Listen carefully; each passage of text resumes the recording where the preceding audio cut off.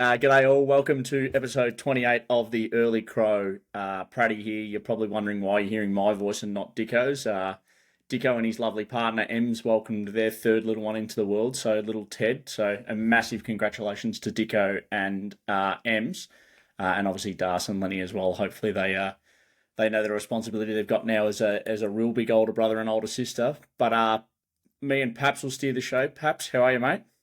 Good mate. You've started off well. You're made for it. Dicko might not get his job back. I did say to you before we started how many times I'm going to butcher the intro, and that's a one-take wonder, so I'll just pat myself on the back there. That was an all right start. How are you, mate, off a 4-day break? Yeah, it's good. Off a win and a 4-day break, so it's always good. I actually spent the 4 days up in Noosa. My sister lives up in Sunshine Coast, so it was good to spend some time up there. Good joint Noosa. We had elite weather. Sort of looked at the weather. It was a bit and ahhing, but it was elite weather in the end. Got back here and yeah, it's pretty good. We got back to training today, so no, it was good. Surf Life Saving Club, one of the great pubs in Australia, I reckon, up there. So it's good to get up there as well. Were you looking forward to the break going into the weekend, that knowing that you actually had a few days off and you can actually do a few things that you want to do? Because it's obviously a bit different where you had to get like a break early on in the season, but when it's a bit different because we played round zero, so it was good. We've obviously been going hard since the new year, and then get a nice little freshen up, and then we've got another 6 weeks or 6 or 7 weeks into the mid-season bye. So, so nice little break, sort of divides it up a bit, so you can go hard for 6 weeks, and go hard for another 6 weeks, and get another break. So, we're 4-1, so we probably would have taken that at the start of the year. So, but with a lot of improvement to come still. Yeah. Are you feeling fresh after your break? Is it has it done you wonders and the body wonders? It's always nice to get a few days off, but sometimes you actually, because your body's used to the grind of just keep going and going. But and then I reckon after on Monday I'll be feeling nice and cherry ripe. Now you've had that full sort of 7 or 8 days off of playing, because you're still trained a little bit, but it's just more the game come around, and that combative style of playing, tackling and things like that. So you feel a bit better than the following week. Yep, fair enough. And then looking back at the weekend, how was Mount Barker, mate? Did you enjoy the trip to Country Adelaide? It's a bloody nice joint out there. It was up in the mountains and looking out. It was a great sort of viewing, but little bit windy out there. But it was like a real country ground, not much cover, so there's always going to be a little bit of wind. Great surface, unbelievable surface, to be honest. West Coast played pretty well, and the midfield was really good. Probably after that first quarter, they sort of gave it to us the second and third, and was good to fight back against the wind in the last. But no, it was good. It's always, I reckon, gather round's a bloody great concept. It'd be interesting to see how it'd go in some other states like Sydney. It'd be great to see that up there. Grow it up in Sydney. Obviously, Melbourne would be just absolutely mayhem. I didn't think you could do it in Melbourne. You'd need a bloody army to control the fans. But even Perth would be pretty good, I reckon. But yeah, I reckon it'd be great to see it in Sydney. See how Sydney would go with it.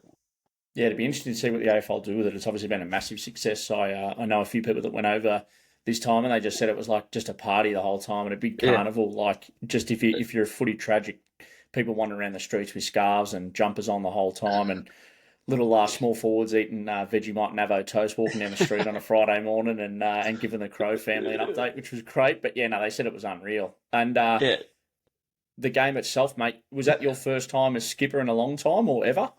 Definitely at like under 18 level and above. I can't remember if under 12s or under 14s I might have captained, but it's under 12s and under 14s. You're sort of one of the better players, so you probably captain them. But yeah, I haven't captained before. It was a new experience. It was pretty funny. The boys had sort of started laughing that I was captain, and obviously in the leadership group. So there's a few out, so it was no, it was good. I've sort of, if you asked me to do like a halftime speech or before the game speech a couple of years ago, I would have bloody melted. So I've sort of grown in that area, which is good. Do you enjoy it? Yeah, it's something you've got to with even with like the jumper presentation. I still get nervous, but you still got to sort of something you got to do to get better at, and that's what I've sort of made myself do it. So then you get better at it. I've done it a couple of times with the jumper pres. You get nervous, and because you want to make it feel special for the boys and things like that. So I was still nervous, but got it out, and yeah, and then I think before the game and half time is a bit of fun. You can create a bit of energy and carry on a bit, so it's good. Yeah, I think the jumper preso went down. We saw that and reshared it on Instagram. It looked like you got a So few I laughs, which actually, that's the main thing. yeah, yeah, I actually so I lost the toss as skipper, and then the Doug and the West Coast captain chose to go against the wind. So I was in a bit of surprise. I thought he would have went with it and nearly worked for him, but yeah, it was. I was a bit because I always thought we could go with the wind. I was like, oh fuck, all right, we'll go with it then. Yeah, The so you boys. got the end you wanted So anyway. when I ran back to the huddle, all the boys, yeah, Poppy 1 from 1. I'm like, I didn't win it, boys. That's so good. I assume it wasn't just you having to lead the troops on the way on Saturday either. I assume a lot of the older statesmen and blokes who have played a bit of footy gave you a bit of a chop out. What was it like being the one that was just leading from the front though? Yeah, it doesn't really change much. It's more just having the captain next to your name. I didn't really do much different, to be honest, at all. It's Yeah, just more that you have the captain there and other boys around you to help you. And we've obviously got a few leaders out, so it's probably about three of us playing. So it's to be honest, I didn't change much at all. I just had to make a couple of speeches, and that was it. yeah, love it, love it. And then the Swans have had some good news during the week. Obviously, I think Errol kicked 2-2 and had 25 on the weekend, and he's put pen to paper for a big 4 year deal. He must be wrapped, and I assume the boys are absolutely wrapped as well. Yeah, bloody oath. Obviously, he's had an amazingly last year and started off a really really good year again. So it's good to lock him away for another 4 week. Well, this year another four. So um, yeah, it's good. I've got 4 more years after this one, so I'll be probably wrapping up before he signs another bloody big deal. So he can have all the coin he wants. Do you does it give you another like a little boost as well when somebody does hang around at the club? I mean, not just in this instance, but I heard 10 year deals have been thrown around. Like it's pretty good for him to stick by the club and go, no, I was an academy player and this is where I belong and let's go get it. Yeah, I think if you know Errol, he's a great kid. To be honest, I wouldn't have think he'd leave at all. But as a young kid, getting that sort of money thrown around at you, he wouldn't have seen that before. It's a funny one. Like you never imagined, I suppose, getting like he said, 10 year deal. He's only 20 years old. That's half his life. So it's an interesting one. But he's a very loyal man. He's a great kid. Academy product. I think he said in his one of his articles it was something about a Liverpool guy and things like that. So it's good that he made recognition to them because he loves them. So no, it's great. Oh, that's awesome. And then what was your mindset with the boys at half time? Obviously, you were trailing at that point in time as well. How did you address the troops to come out? Because obviously the third quarter, that premiership quarter, you did turn it on. Was it just a solo effort from perhaps giving the rev up and getting amongst the boys, or was it a combined effort from the coaches and yourself? Yeah, look, I didn't do too much. I didn't do too much all day, but with the disposals or touches or anything like that. But no, I think we were good in the first quarter, and then the second quarter we dropped away a bit. So we had to get back to our contested footy, and midfielders had to stand up a bit. We didn't get much ball down forward.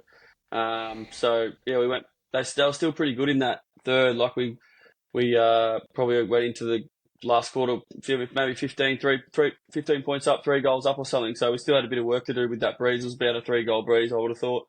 So it was good to get it done in the last quarter and sort of play the way we wanted to play. We pressured them and turned the ball over. So yeah, it was West Coast, to their credit, they did pretty well. They got some good midfielders that played well on the day, and yeah, it was good to get the win in the end. And then you saw the man, 18-year-old Mount that is Harley Reid up close and personal. Was somebody who you mentioned last week that you were looking forward to seeing live. Is he as big as he looks on TV? He's a big boy. He's for an 18-year-old kid, 19-year-old kid, he's massive. Threw me around a couple of times. He broke one of my tackles. I think I was in the centre bounce and he just pushed me out of the way and made me look like an idiot. So he's a big boy. Give him another 3 or 4 years, he's going to be an absolute star. So good luck to him. But yeah, he's good to watch. And then I've always been interested. Do you take much? Do you keep much of a close eye on what other teams are doing around you and who your competitors might be going into the back half of the season, or are we just going to get the standard media line? You take one week at a time. No, you do look a bit like tonight. I think Brisbane, Melbourne are playing. That'll be a good game. I think it's on at the moment. Probably should get that back, get that going in the background. But it's like that's a good game. Like you want to see how you compare to those guys. We obviously played really well against Melbourne in the first round. It's good to see them going well and you've beaten them, sort of thing. But you obviously don't look too much into it. We've obviously the last couple of weeks haven't played our best compared to what the first two rounds. So you got to sharpen up again after the bye and then go again. Yeah, okay. Well, obviously coming off a break, hopefully the boys are fit and firing. It sounds like you're ready to get back into the action on Monday. And who have you got coming up? Who have we got next week? We've got Gold Coast on Sunday back at home, so Yeah, it'll be right. good to get back home. We've also had some good clashes against them over the years, so it's new coach and they're looking all right. So They are yeah, it'll be a definitely. good game. Yeah, we can touch on that a little bit more next week. Shall we move on from the AFL Paps and look into the NRL, what was and what will be for this week? Definitely. Did you catch much of the Storm Broncos game? Storm Bronco, what night was that? Thursday night? Thursday night, I think, yeah. Yeah, definitely. Yeah, that was because me and Juzzy had Storm at the line, I reckon, in our tipping, and Yep. we thought it was over, and then we were like, oh, we're homer. With 2 minutes to go, we're homer, and then Yep. Bronx have scored to get within 2 points and then stop the line, so we were fuming. But yeah, we had our lollies and things like that. But yeah, that was a good game on Thursday night to keep us busy. Yeah, they look like they're going to be two very competitive teams this year. And I think the Yeah. Broncos welcome back Walsh this week as well. So he's been named, which is a huge in for them. But that Urza, is it Urza Man? Oh, I cannot Ezra believe Man, Ezra Man, sorry. I cannot believe how quick that bloke is. yeah. How about the His ball? first few steps, Yeah, unbelievable. bloody oath. His first few would be when he ran on that ball and it bounced backwards. Yeah. Geez, But you got the luck. also luck of the green there. Broncos get Walsh back, but they'll lose Reynolds. Is it? Yeah, I think so. Reynolds Yeah, done his knee. I'm not sure that's to what extent, but yeah, he done his knee, and that was obviously cost the Broncos. If he was playing, I reckon they would have won that second half. He was out obviously that whole second half, and that's cost the Broncos the game. Obviously, he's a big player for them, sets them up, so they'll be a big out for them. Yeah. And then, catch anything else from the NRL this weekend? Yeah, I was on the Roosters at the line as well, so I had a shocker in the tipping, and it was just couldn't believe what I was watching. Obviously, we've got a few Sydney boys, so they're Chooks fans. Like Cano's a mad Chooks fan; he loves them, Yep. and couldn't believe it. And then I was like, oh, they've scored three tries. I think they were around $2.50 or something on Betfair. It's like, oh, I have a little nibble on them, and then it's half time and it's 26-0. I'm like, oh, this is ridiculous. I think me and Juzzy checked it. They were 500 to 1 at half time, the Roosters, on one of the betting companies. 500 to 1 on the betting companies. With a man down, they had a red card and they've got back within, a try. And then they got Yeah. another yellow card. So they had two men down and they've still nearly won somehow in the wet. It was extraordinary. It was pouring rain hard. Couldn't believe how hard it was raining in that game. And then was it the Dragons game as well? It was Yeah. absolutely pouring. It was It's wet. Kano will be happy. The Roosters are up 14-8 currently as we record at 8:30 on a Thursday Oof. night. So they're currently up against the Knights, which is good. Are you going to watch much of the NRL this weekend? Any games that you wanted to take a look at or comment on? The lines I had were a couple of like 1.5. So I think I had Eels at the line. I think Yeah. they could win. Yeah, I think they're sort of overs for the win as well. So you could. I think it was the Dragons as well. I think the Dragons will win. Yeah. But yeah, it'll be a good week of NRL. Yeah, I think it will be. And then we haven't mentioned it since it started, to touch on the NRL tipping. Have you been putting your tips in for our NRL tipping comp? No, I haven't. No, That makes I've it got even some- that makes it even way worse for me with what I'm about to read out. Then our fearless leader Jay Dickens is currently atop the leaderboard with Jason Is he? M. So Jason M is currently in the lead for the $200 NRL voucher. Can he hang on? You're currently in 17th. And I'm somewhere below that, and I've been putting my tips in every week, so it just shows you how much. I reckon I've forgot maybe once or twice, but I've Okay. got a thing to choose. Like if I forget, back to favourite. back the favourite, so that there must have been a few favourites getting there. I might need to change my settings and just not tip and see if I can keep up with this. But Yeah. yeah, Jason M is currently in the lead and is one ahead of Cassandra, so he's currently in the lead for the $200 NRL shop voucher. We'll see if he can hang on towards the end of the season. And then the one thing I haven't been checking is our NRL Supercoach team. Dicko has taken that one by the horns, and I think we had a narrow loss last week. But he's kept 800 grand in the bank, so we can pretty much do whatever we want with that side. We can bring anyone in, but we need wins on the board, Dicko. So if you do listen to this on Friday, mate, spend some of that cash so we can get a few more wins, will you, please? And for fuck's sake, if Dicko wins the tip in, it'll be the end of me. Someone fucking beat him. I love that. Well, remember to put your tips in this week, or maybe steal his phone off him so he can't put his tips in, one of the two. Classic, mate. Did we want to potential look at the Masters this week? Big week in golf? Yeah, massive week in golf. Huge week. Really look forward to this week every year. It's the best tournament easily on the calendar, I think, and great history, and look forward to it. What sort of... you got some things behind it, history behind it. What do you got for us? Yeah, I was having a look today. Follow a bloke on Twitter, Ron Kloss. He's all over the golf. Absolutely loves it. So... Masters Week, 44 of the past 44 winners have all played in a tournament previously. So any of the newbies who have come in and it's their first time playing the Masters are probably unlikely. 25 of the 26 winners all made the cut in the previous year. So you want blokes that have made the cut to potentially be able to take it out. And then 13 of the 15 have had at least 4 wins in their PGA Tour career or Tour career before winning the Masters. So seems like runs on the board is the thing that is needed. And it's the course is designed as a long driver's golf course. You want to get the ball. If you can get it long and straight, it's a huge advantage, and you've got to capitalise on scoring on those par fives. They're the ones where you can make up some shots on the field. But the par 3 tournament kicked off today. Have you seen any of the footage from that?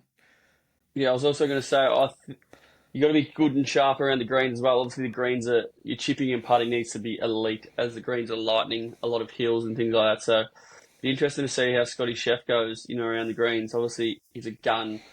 Outside of that, if he can get the putter going, he just wins. But time will tell how he goes.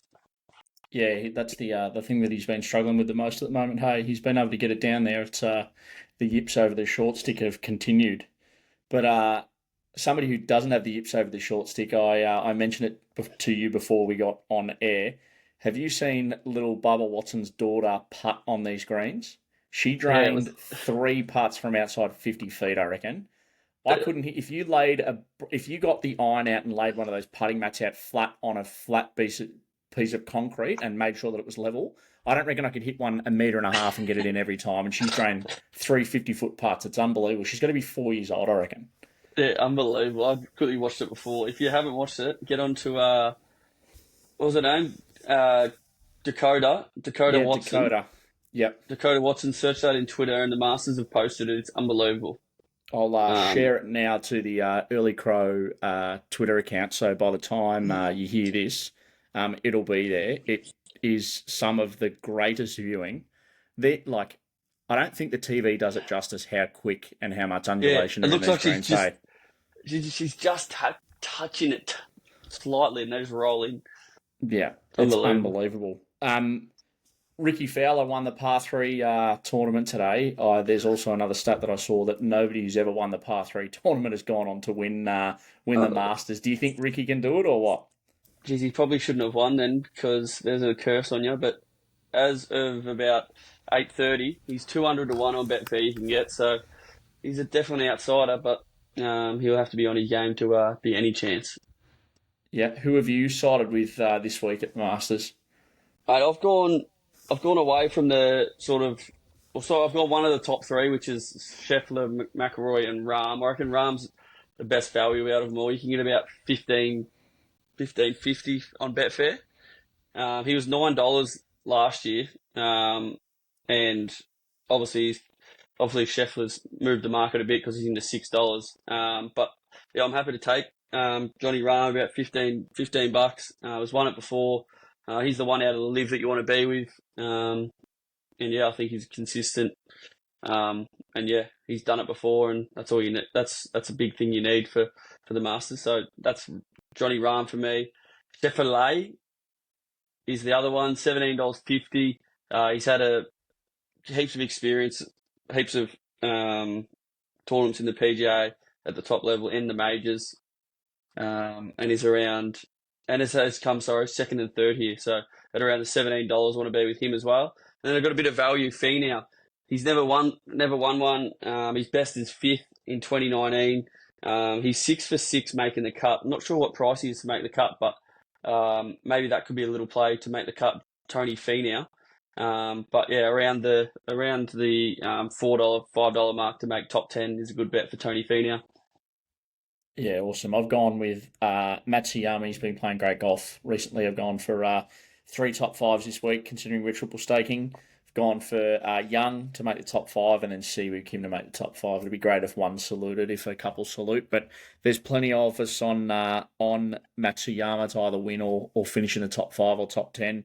There's heaps on Brooks Koepka. He's a big fan favourite. There's plenty of boys on him, so it'll be interesting to see how the golf club looks after this round, and hopefully somebody can jag a winner. And if not, I hope they all run second, and I can jag a couple of top 5s. It'd be nice. Yeah, you love your top 5s, top 10s. Yeah, So that could be the play this week. Could be the play. If no one jags a win.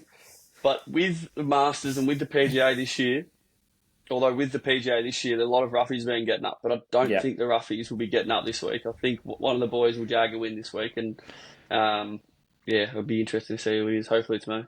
Yeah, from Ron on Ron Kloss on Twitter too. He's verified as well if you're looking for him.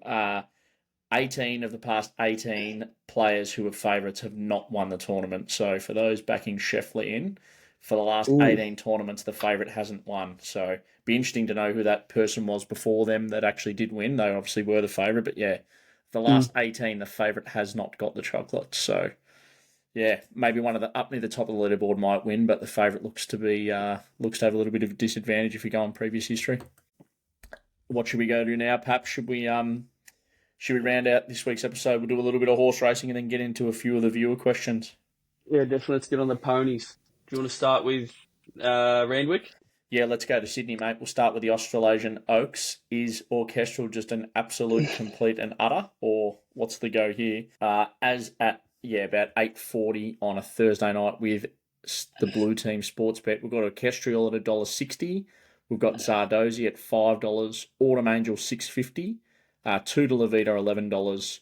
Quintessa 13s, and then along with the rest is Orchestral a moral or what? I wouldn't say moral. I would say I'm not betting the race, but like I think it wins $1.65. They're very careful of it. I wouldn't want to have any other bet in the race. I couldn't be against Orchestral. It's going to map well. I think J-Mac put it in a good spot last time from 3. We'll do that again. Could be in the 1-1. Zardozi will be back, giving a good start. And Orchestral was just so strong over the line last start off a slow speed. If it gets a bit quicker speed, it's going to suit it even more over 2,400. And I just don't want to be against it or with it at the price. Like if it drifted out to like $1.80, $1.85, I reckon I could definitely have a bet, but I doubt that's going to happen. So Orchestral on top, but nothing else really fancies me. So no bet play for me. Is it one out is it a leg of the quaddie? Oh, I think you might have got away because you went one out in the quaddie leg last week. Did you take it for yourself after snagging it? It's very sick stuff. I didn't have much of a bet last week because of playing footy, had my mind on other things, and I've landed an absolute jagger of a quaddie. So anyone out there, well done to you, but I didn't have it, so I'm sick. We had one person message in saying that they got it, so good on them. I think for 100% of it, you spent $108 and got back 4.9k. So even if they had 5% of it, that's a great little weekend there. So will you be taking your quaddie this week? Is probably the real question we need to ask now. Yeah, well, I usually do take it if I'm around. I usually have a little something on, and I probably would have had another something on, I reckon, if I wasn't playing. So anyway, we'll move on.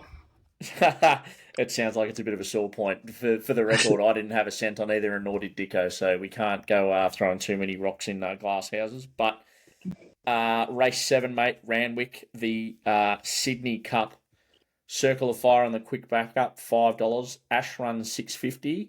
Athabascan, $7.50. Calipore, $9. Serpentine, 11. A Maid, 13. Manzoish, 14, and along with the rest. And I'm reasonably happy with the way I pronounced a few there. But Yeah, you done what do you well. like in the Sydney Cup, mate? Look, it's another straight bag. It's a great race. I think it's going to be a really good race. I think a number of chances could win this. I loved Circle of Fire's run last start. It's ran huge splits off a slow, very slow tempo. Obviously back from last, but just eating up the ground late over 2600. Gets barrier 15. It's going to be last again. It definitely can win. Around the $5 mark. I'd be happy to just wait and see what price it got out to, and could have a play there. Another one is Athabascan. Johnny O'Shea.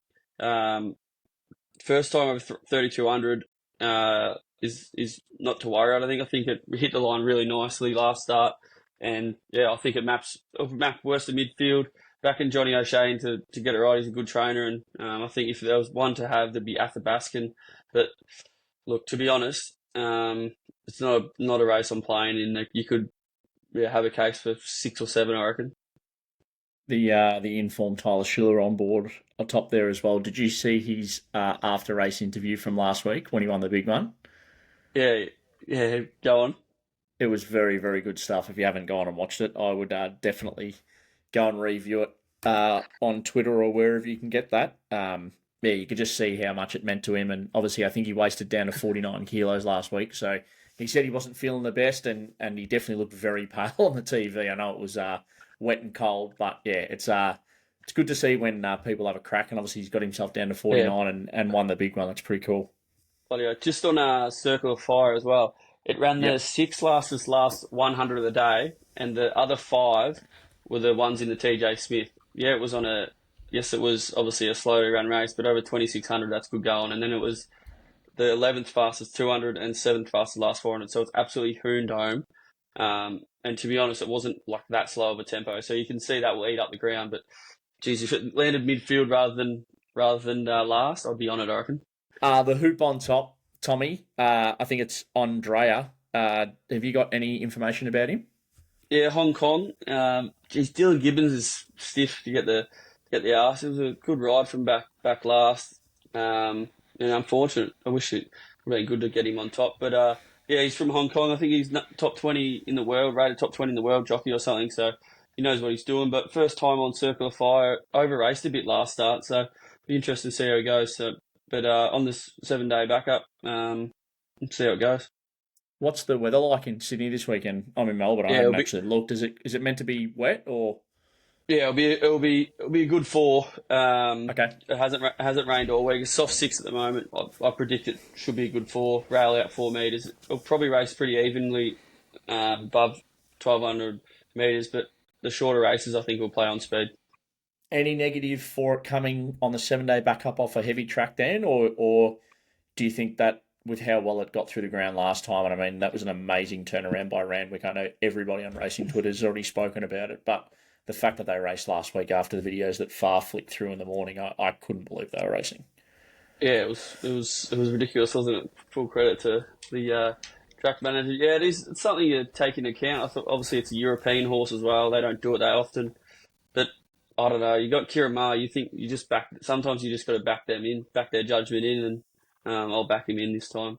Obviously, it was a bit different to. There was a European a few weeks ago that backed up Post Impressionist, Yep. and it failed. So it'll be interesting to see how it goes here. But it's had 3 runs in Australia now. I'll back Marion to get it right, and they've set it for Yep. this as well. Yep. Yep. Fair enough then. On to the Queen Elizabeth Stakes. How do you see this one folding out? We've got Via Sistina 225 currently. Pride of Jenny 420, Cascadian $9, Brightside 950, and longer the rest. Yeah, good race, real good race. Obviously, Pride of Jenny puts the speed into it. Um, Brightside draws wide. Castadian will go back. Buckaroo from the inside draw with Blake Shin on. Hopefully, shows some intent. I think that could be a little place bet. But the one I want to be on is Via Sistina. go back and watch its last start. Hooned home, sat back off the speed, off a very slow tempo. Question is, will it like the fast tempo of Pride of Jenny? It will land midfield. J-Mac on. That's a question you have to ask, but I'm backing it in that will thrive off the pace and just run over the top of them. So there's Sistina for me. It's around the $2.20 mark. It was $3.50, I reckon, when it opened up. When it won last start in the Rambit. So it's $2.20 now. So I don't know. I'll be waiting a little bit and see if hopefully you can get more on Betfair maybe. See how you go. But yeah, I think it'll be winning. I think a horse that can run a good race is Buckaroo. So maybe a little sneaky place bet there on Buckaroo, or even the same race multi if you'd like then. Is that a myth, that horse? Buckaroo. It's I've been on it a couple of times and it's been unsuited both times. Back last, they've put Blake Shin on. Blake Shin has good intent out of the gates. I think can land in a good spot. Back to 2000 here, where I think can show good turn of foot. Like I reckon it should have won last start. They were Indian filed it and they went ridiculously slow and it come home well. So back to 2000, and I think it will suit. I don't think it will win the race. I think it's a good place bet. It's $23 to win. What is it the place around? Probably $4 or something. I've got it here, $4. Yep. Yeah. So yeah, $4 a Okay, place. beautiful. So Via Sistina sounds like you're stamping it, but wait till Saturday, see what price we get. It's been $2.30 into $2.25. So yeah, I'll be definitely. It'll be definitely an official early crow bet. I'll put it that way. yeah, perfect. And then a little bit of Buckaroo the place. And then the last of it's only the 4 big ones this week, the second day of Championship Day. Are you going on Saturday? Yeah, definitely. Yep. We've got training in the morning. I'll head out on Saturday. I haven't been to the Randwick for a while, so I look forward to it. It'll be good. Last time I went was Everest Day, I reckon. That was a great day. So look forward to it. Championship Day. I think we usually go the Doncaster. I've been a couple of times with Doncaster, but haven't been day 2, so look forward to this one. Beautiful. And then Queen of the Turf, mate. Zoo Gotcha 360, a tissue scratched from the other race to run here at 460. Tropical Squall $7. Alenta $8.50. Samana $12, and longer the rest. Start with the tissue. Do you reckon this looks a bit of a set play? Shinon going to this race instead of the other one? Yeah, well, it's come from Flemington, 2,000, 1,600. Like I said before, you're back Waller in, really. Barrow 2, Shinon. It will land probably, I think it'll be 3 back to fence because Zoo Gotcha will punch up in front of that, I reckon. But yeah, definite winning chance. I won't be on it. I'll probably, if anything, I'll probably lean to Tropical Squall or Zoo Gotcha. Tropical Squall led Zoo Gotcha and Samana, Renaissance Woman, Foxy Fred, like a lot of these, and really set the race up for Samana and Zoo Gotcha. If we can it will get an easy lead here from a low draw where it was wide last start. Could get an easy lead and steal it. So at around about the $7, I reckon it was. So could be a little play there. Maybe save Zoo Gotcha, but another tough race. But I think I'll be on Tropical Squall, mate. Yep. So your best bet out of those 4 would be Via Sistina, but just wait for the day and see what price we get, and then go from there. Yeah, Via Sistina will be best of them 4. The other one I'll most likely will be on will be Lady of Camelot in race 4. But yeah, I'll confirm that on Saturday morning. But most likely Lady of Camelot will be another best. Yeah, beautiful. And then I'll go to a question now for a horse running at Bendigo from my mate One Kidney. He asked me about Moby Dick to win, so I did a little bit of investigation and spoke to one of Dicko's men, Lindsay Bowles. He's just a little bit concerned of Shin off to Jai McNeil. Shin's obviously an aggressive rider, and it draws the inside for the first time, so he's just worried that Moby Dick might be a little bit back and buried. He does concede that obviously the horse has flown home, and I don't know if you've seen its punting form last 600 numbers, perhaps, but that is something to behold for Moby Dick flashing home over the last 600. There's a chance it sees a little bit more of a stronger tempo as well. So could do one or two things. It could either bring the horse out to be even better than what we've seen, but at the $2 mark, it's a bit of a risk with a horse that might be that far back and buried and maybe having to weave through the field to try and get through. Linz, and shout out to Linz for giving me a bit of information to relate to the punters, and obviously will be confirmed on Saturday what the actual staking is from Dicko, because he'll be doing his eyes on ponies as he always does each and every week. But he was keen on It's All Shenanigans. Second up last prep beat a horse called Estriella. I don't know if we've seen that run around the last few weeks. And a horse called Stretton Angel, who Dicko is very keen on to be a very, very sharp horse. Yendelon, it'll look to go forward from the wide gate. And it ran in a pretty strong race last start and wasn't disgraced. So he's keen to follow It's All Shenanigans, and also Extremely Rowdy. So Extremely Rowdy handled Benedetta in a trial. So Benedetta runs around at Morfettville on Saturday.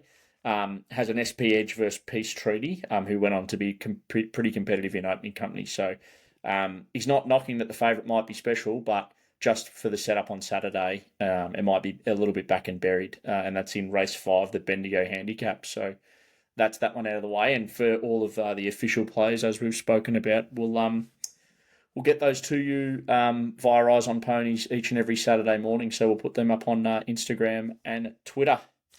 Rightio, Paps, to round us out, a few questions. What have we got, mate? Fire 'em away. Let's get into it. So from Jack Blakey, your top 3 racetracks you'd like to visit from all around the world. If you could pick your top 3, where would you like to go? Blakey, budget boy. It's from back home. On top of the spot, I'll go Kentucky Derby, Ascot, and Warrnambool. Warrnambool down the bull. Yeah. You can get that done, mate. Yeah, just in footy season. Another one in Australia would be Broome. Broome looks unreal. Is that on the dirt track up at Broome?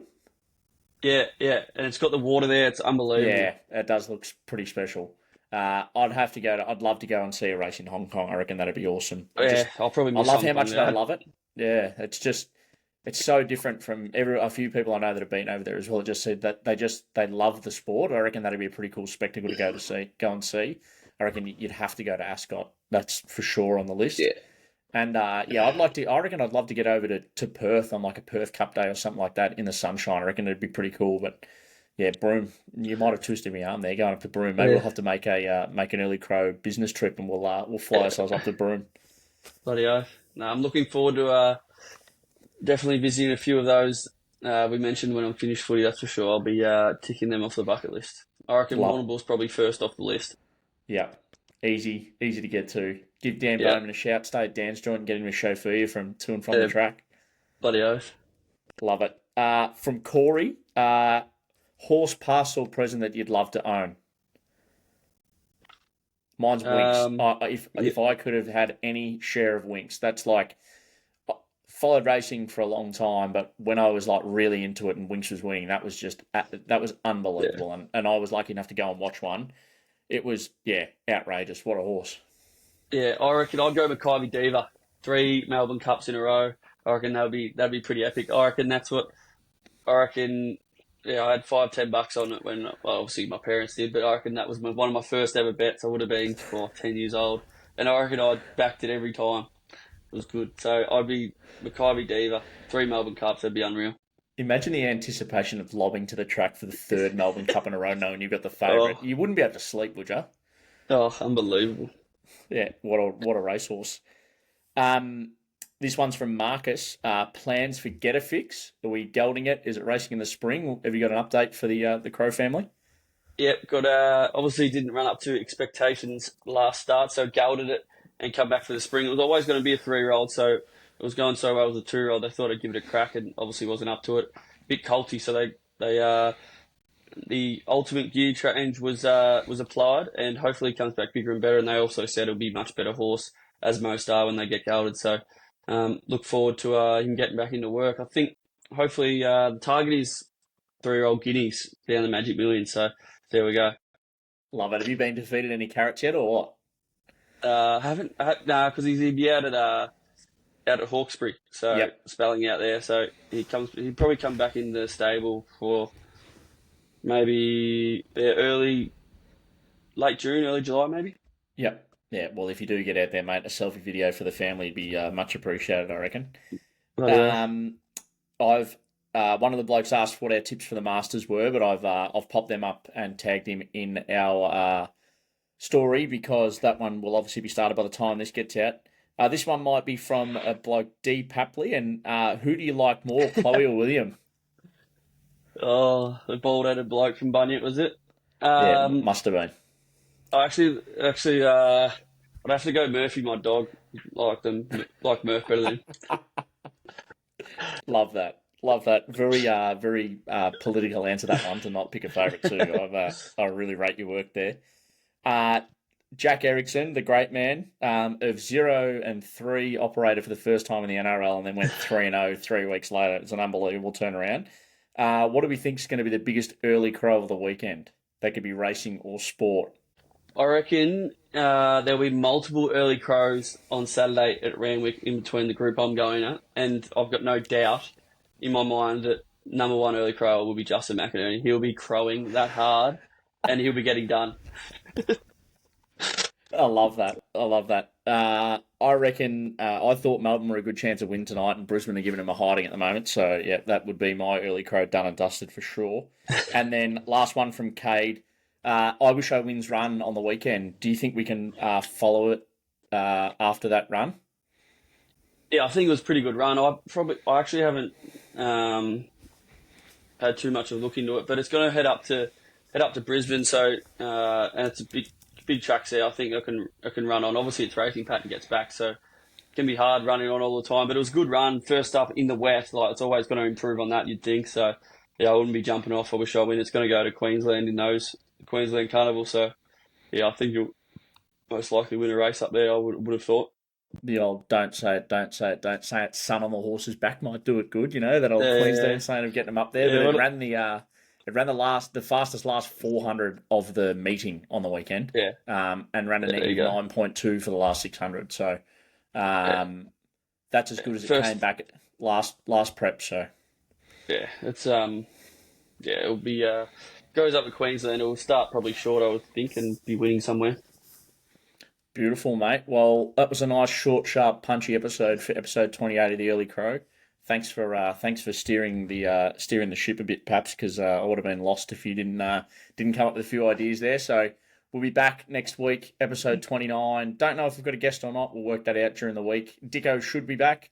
If not, you and I can steer this ship again and go from there. Enjoy the weekend, mate, and enjoy the races. Well, mate, don't know if Dicko will be getting a gig back. So He'll good be work, getting it good back well. for sure. He won't know what to do with himself if he's not host. Love it, mate. Love it. Well, enjoy the weekend. Good luck on Saturday, and we'll see you on Channel 7 Racing. Thanks, mate.